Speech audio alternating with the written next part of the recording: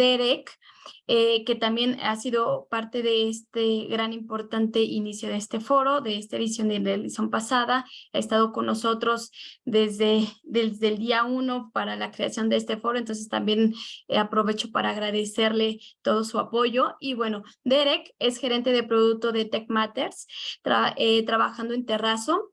Es tecnólogo que ha pasado años capacitando a activistas, organizaciones de la sociedad civil en países en desarrollo y zonas de conflicto, sobre cómo utilizar herramientas digitales para comunicarse, movilizarse y organizarse. En Tech Matters trabaja en equipo para diseñar herramientas de código abierto para la gestión del paisaje.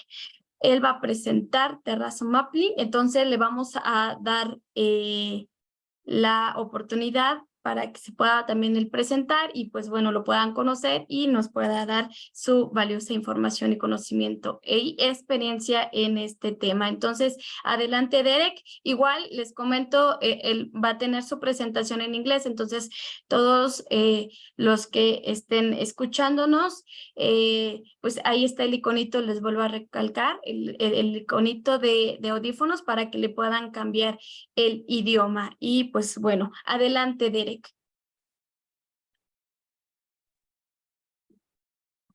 Hello, everybody. I will share my screen and get started. Very good. Well, thank you very much for that introduction. My name is Derek Caelin, and I am a product manager working on Terraso at Tech Matters. I want to start by saying thank you to Reforestamos Mexico and Centro Mexico Digital for hosting this event. I have learned a lot from the speakers that I've seen so far, and I'm very grateful. I wanted to talk a bit about Terraso, which is a powerful, free, and open source platform for landscape management. Terraso is developed by my organization, Tech Matters, which is a nonprofit technology company based in Silicon Valley. We help other nonprofits and social change organizations to use technology, and we try to build tools that are not just for individual organizations, but to support an entire sector. And we are part of the 1,000 Landscapes for 1 Billion People coalition. And so our goal is to help 1 billion people around the world be sustainable, ecologically sound, and economically thriving. When we started building Terraso several years ago, we spoke to a lot of people who are managing forests, wetlands, rivers, and other biomes. And before we wrote a single line of code, we went through hundreds of hours of interviews trying to understand what technology people needed in order to do their work. We heard that people needed a range of tools, from open source data collection tools to map making tools, storytelling tools, collaboration and capacity building tools. And a persistent theme throughout these interviews was that these tools needed to be almost free, because people managing landscapes and trying to protect ecosystems often have very little money, and that they need to work offline wherever possible, and that they need to be easy to use, because many of the people who are trying to protect landscapes do not identify as technologists or people who can build or use complex software. With that in mind, we spent the past several years building these features into Terraso, and I'd love to share you what we've built so far. Terraso users can now access Kobo Toolbox directly from Terraso. And Kobo is a free and open source tool for collecting, analyzing, and managing data in surveys. I love it because it works both online and offline. It can capture geospatial information, and it also can capture media like pictures, audio, and video. And people can access Kobo Toolbox directly from their Terraso account. We've also made it so people can very simply upload the data they collect with Kobo and other resources to their Terraso account. And then if that data that they collect has geographic information with latitude and longitude coordinates, they can very simply create a map to share with other people. And then we've also built a story mapping tool, which allows users to showcase their work in an engaging and interactive way. And now that I've given you a sort of broad list of what you can do with Terraso, I wanted to give a closer look of what you can do with story maps, because this is a feature that we've spent a lot of time on and that we've collaborated with a number of co-design partners to build.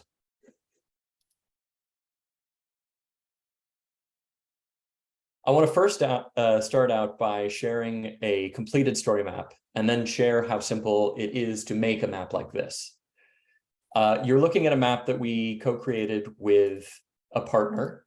I will translate it into Spanish using Google Translate, and I hope the meaning comes across. This story map is called The Mud That Makes Us, and it's produced by a man named Damien Francis in Guyana.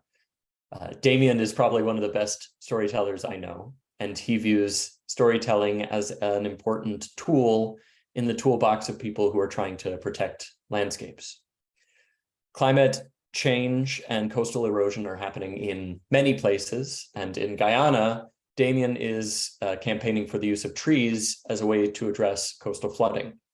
So we collaborated with Damien to create the story map as a way for him to advocate for change in the way that coastlines are designed and maintained in Guyana. This system that he's asking for would combine trees with other more traditional engineering systems to create a new green-gray method. So Damien wanted people to understand that the decisions around infrastructure that we see are the result of choices. And if we see something wrong with our infrastructure, it's important to know that we can choose differently and adopt a different vision. So he wanted his story map to show both things as they are and things as they could be. He also wanted people to understand the geographic and hydrological context in which people are making decisions. So we worked together to show the geography of Guyana, the mountains and hills, the rivers that impact the landscape, even ones like the Amazon, which are far away from Guyana. And also the way that rivers generate sediment that march their way up the coast in the form of mud dunes. Media, especially video, is an important part of any story. So we embedded videos at various points throughout the story map.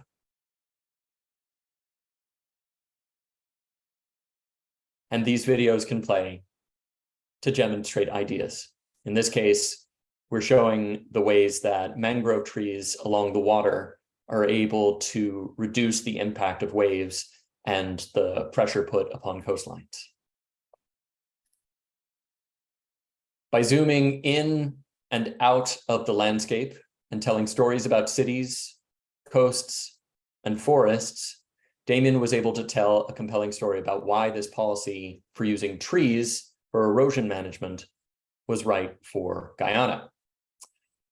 But how do you make story maps of your own?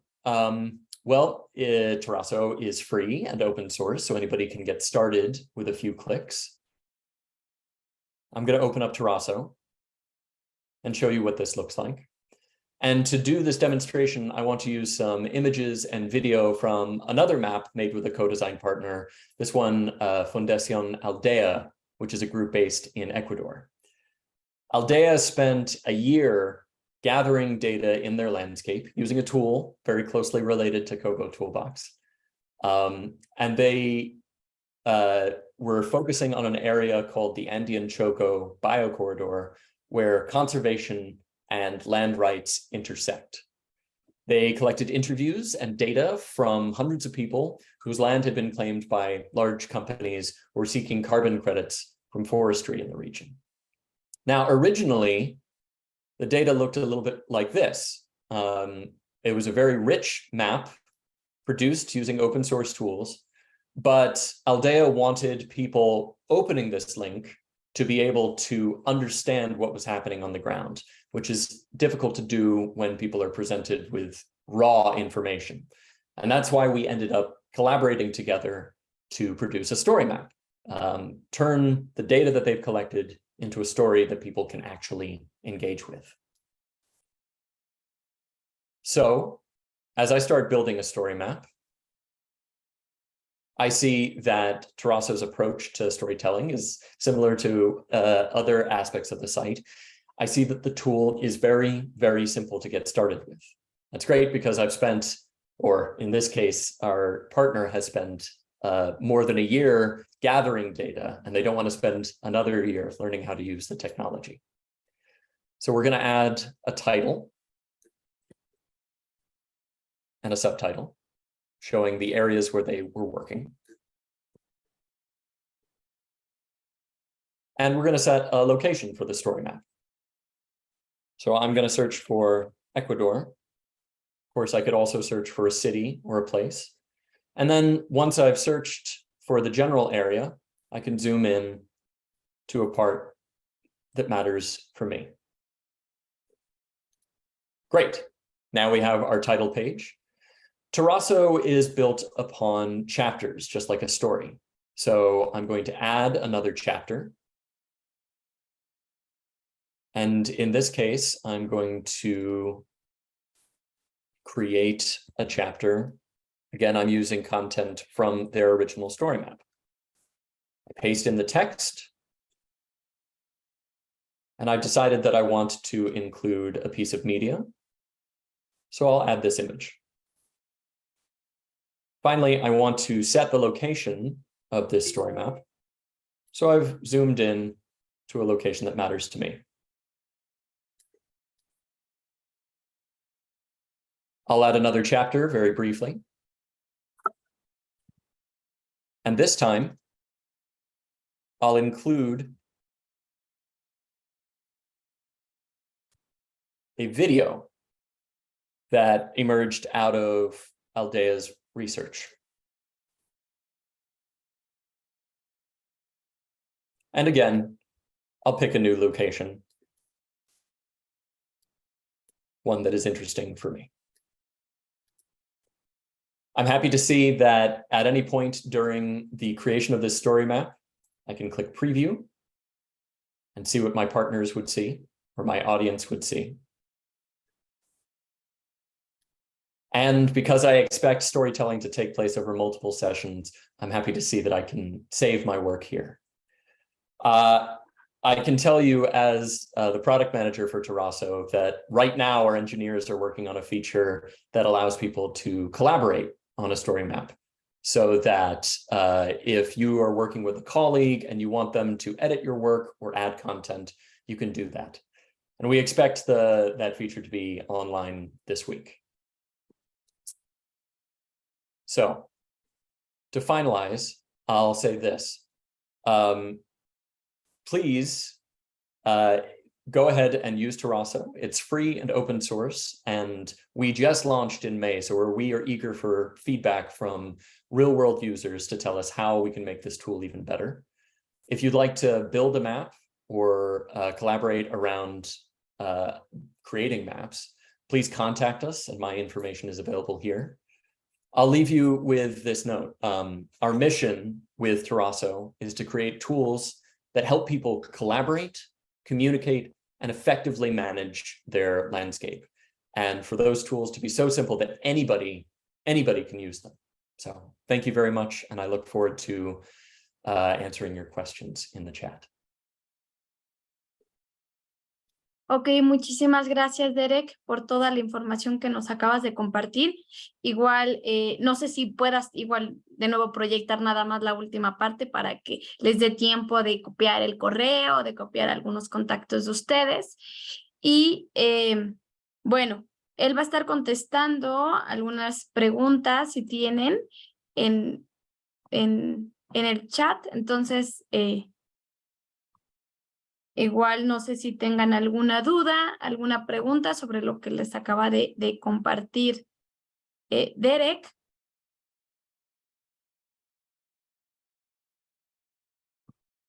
Hello.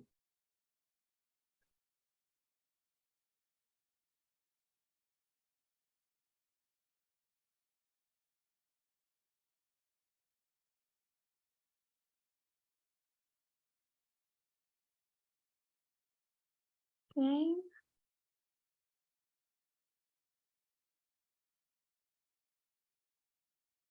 Ok, al parecer no hay preguntas.